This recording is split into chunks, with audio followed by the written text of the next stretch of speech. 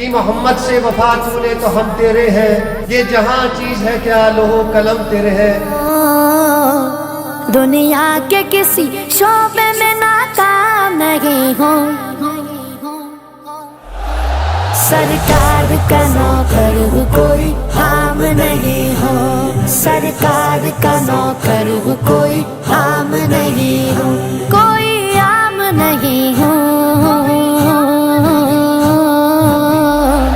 سرکار کا نوکر کوئی عام نہیں ہو، سرکار کا نوکر کوئی عام نہیں ہو۔ میری نجات کا یہی رستہ دکھائی دے، اللہ مجھ کو مکہ مدینہ دکھائی دے، روضہ مصطفیٰ ہے جہاں پر یہ مومنو، روضہ مصطفیٰ ہے جہاں پر یہ مومنو، عاشق وہیں پہ جیتا مرتا دکھائی دے۔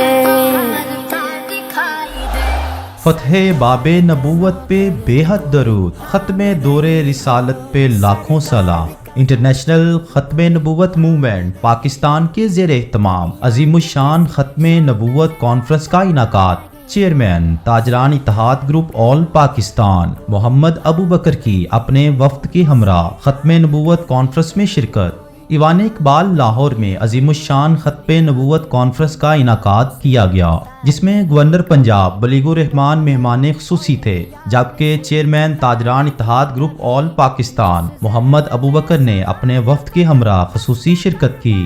ختم نبوت کانفرنس میں مفتی فضل الرحیم، احمد علی سراج، مولانا الیاس چنیوٹی، قاری محمد رفیق، سید سلیمان گیلانی، اقتسام الہی ظہیر، حاجی عطاء الرحمان، محمد اکرم اور ملک بھر سے علماء کرام، تاجر نمائندوں اور سول سوسائٹی نے بھرپور شرکت کی۔ گورنر پنجاب بلیغ الرحمان نے خطاب کرتے ہوئے کہا کہ قیام پاکستان سے قبل ہی علماء کرام نے اس فتنے کو خارج الاسلام قرار دیا۔ گورنر پنجاب نے کہا کہ آئین پاکستان کی روح سے عقیدہ ختم نبوت کا منکر دائرہ اسلام سے خارج ہے۔ گورنر پنجاب نے کہا کہ پنجاب اسمبلی میں بل پاس ہو چکا ہے، جس میں مسلمان بچوں کو قرآن پاک کی تعلیم لازمی قرار دی گئی ہے۔ اس موقع پر علماء کرام نے ختم نبوت کی اہمیت پر روشنی ڈالتے ہوئے کہا کہ قادیانیت ایک جعلی مذہب ہے، جس کی قیادت اپنے ارکان کا معاشی، نفسیاتی اور روحانی طور پر استحصال کرتی ہے۔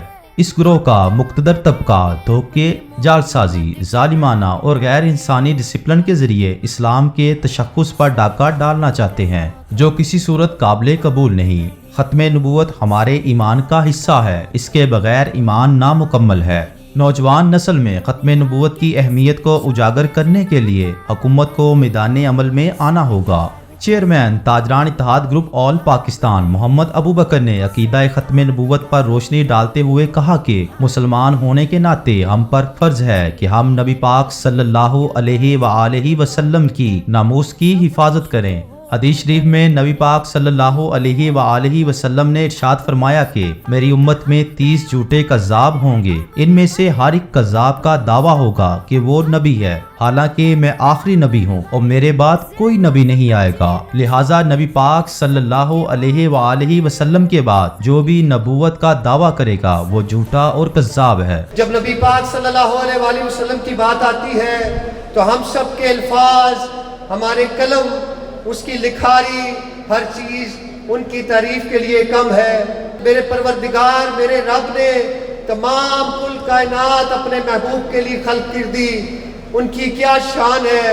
تو میں سب سے گزارش کروں گا کہ میرے ساتھ ختم نبوت کا ایک نعرہ لگا دے، تاکہ پنڈال سے آواز عوانوں تک اور پورے پاکستان تک جائے۔